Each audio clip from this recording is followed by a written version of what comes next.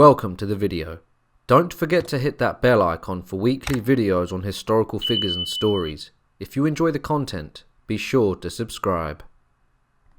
The story of the last Berserker is set right at the end of the Viking Age. Many legends of Viking Berserkers have survived throughout the ages, but the lone axeman of Stamford Bridge was the last. Before we delve into this tale, we must first understand the events leading up to the last stand.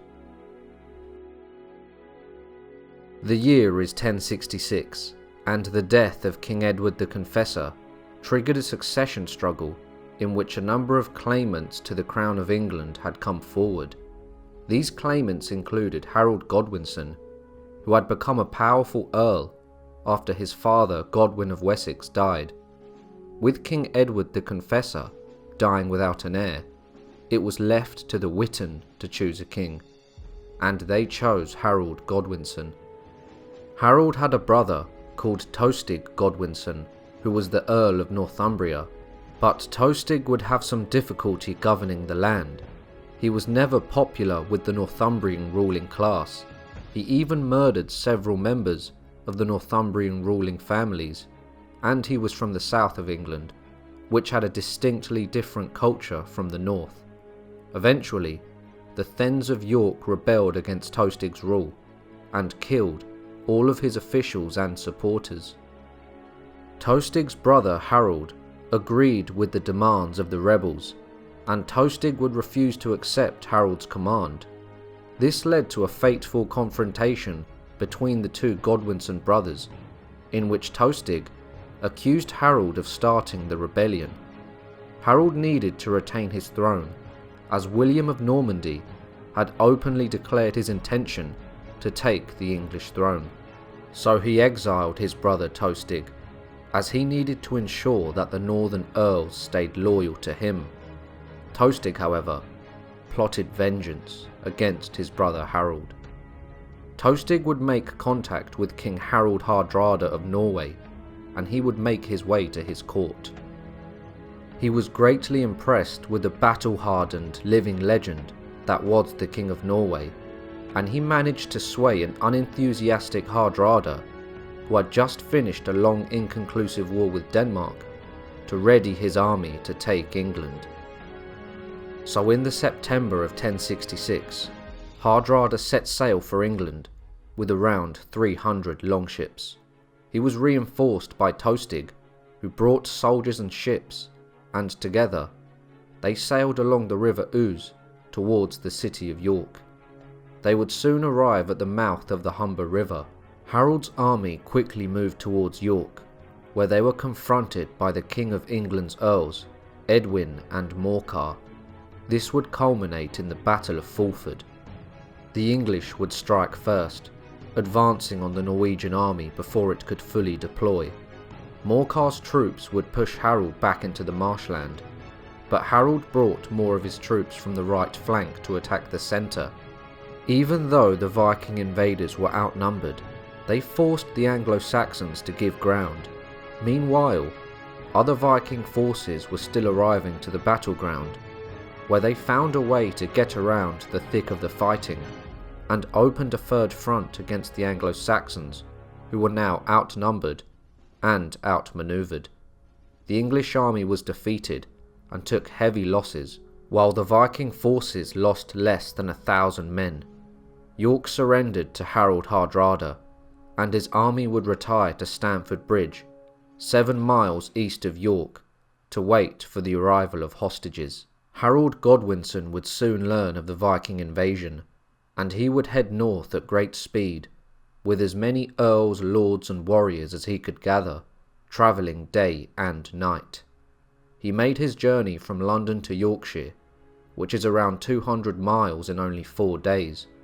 This gave Harold Godwinson the element of surprise, as Hardrada and his Viking army had no idea the King of England was so close. Until the Viking army physically saw the Anglo-Saxon warriors, they were completely unaware of their presence. Harald Hardrada's army had no idea what had hit them, Caught completely by surprise on the morning of the 25th of September, the English army ran straight downhill into the Viking enemy forces. Many of them were completely unaware and hadn't even put on their armour. This surprise attack would culminate in the Battle of Stamford Bridge. The Vikings appeared to have quickly formed a defensive position in the front line, while the bulk of the army retreated across the bridge to the eastern bank of the Derwent River.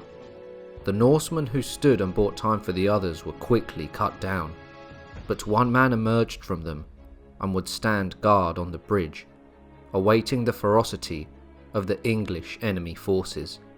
According to legend, one lone axeman held the bridge against the whole English army to allow his fellow Vikings to regroup and form a shield wall. It is said that he was a Viking Berserker, having gone through the process in which he abandoned his humanity by bonding with the savage world. This warrior would no longer be an ordinary man, but a warrior shaman who could connect with the spirit of the bear. That way, the spirit gave him its strength and ferocity, allowing the Berserker to go beyond the confines of humanity and fight with a trance-like fury. And that he did.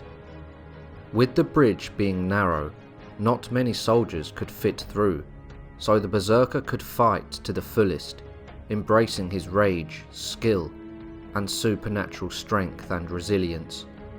Englishmen would advance towards the Viking Berserker, only to be met by a swift death. The Norseman wielded his two-handed great axe and would swing it savagely, killing all men in his path. But as one Englishman died, another would run over his corpse and would fight the Berserker. In the end, 40 Anglo-Saxon warriors were slain on the bridge. None were even a close match for the lone Berserker. Eventually, a brave English soldier floated just under the Viking warrior in a half-barrel and stabbed the Berserker in the groin, bringing him to his knees, allowing the English to slay the legendary warrior.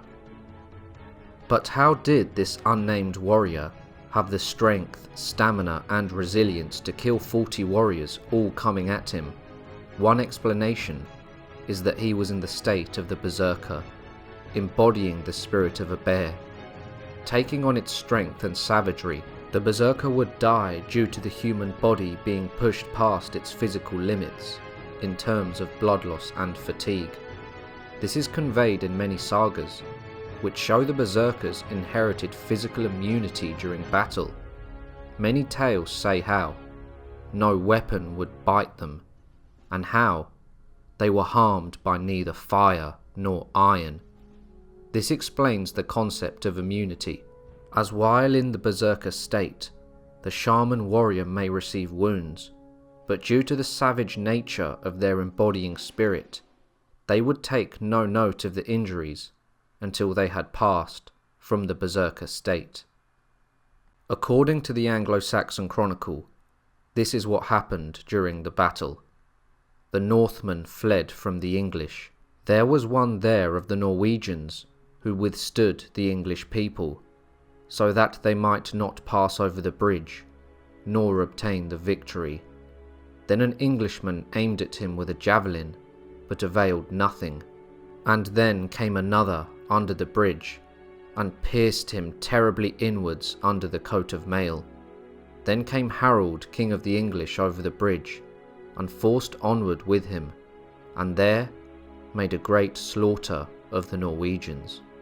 This piece of text is important, as it states, an Englishman aimed at him with a javelin, but availed nothing. This could mean that the Viking Berserker was indeed struck with a javelin, but due to his frenzy, it had no effect, and he simply kept fighting on, as if nothing had happened. Nevertheless, the unnamed warrior fell, and his forces prepared for an onslaught. Harold Hardrada, having more experience in war than any other man on the battlefield, got stuck into the thick of the fighting. The 50-year-old veteran grasped his sword with his two hands and with no armour, ran into the English army. Death wasn't on his mind, as he had faced it many times before, and he fought with no fear. But fate works in mysterious ways. Harold Hardrada, the most accomplished warrior present, was struck in the throat with an arrow, and there at Stamford Bridge he bled out and died. Harold Godwinson's brother Tostig was also slain at the battle. And so the Viking Age came to an end. England was no longer in danger from any Viking invasions, due to the last great Viking king Harold Hardrada dying on English soil. The last stand of the lone berserker has gone down in legend, leaving the English with a lasting impression that some of the Viking warriors could go berserk and gain supernatural abilities during battle. Unfortunately, the name of the Viking berserker has been lost to time, but we still remember his heroic deed. If you want to know about the berserkers and Ulfhednar warriors in detail, please check out my other videos on them. If you enjoyed the video, be sure to like, subscribe and share, and I'll see you all soon for another History Profile.